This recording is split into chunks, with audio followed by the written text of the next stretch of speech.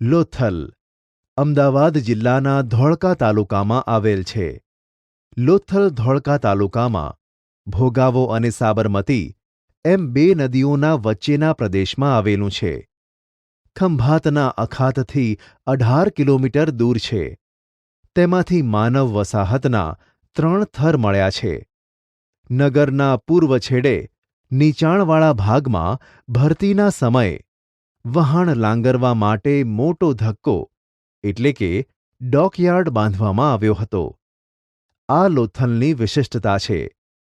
આ ધક્કો વખારો, દુકાનો, આયાત નિકાસના પુરાવા વગેરે દર્શાવે છે. લોથલ તે સમયે ભારતનું સમૃદ્ધ બંદર હશે. ગુજરાત માટે આ ગૌરવ લેવા જેવી બાબત છે. લોથલ ગુજરાતને જ નહીં પરંતુ ભારતના ઇતિહાસને પણ ગૌરવ બક્ષે છે.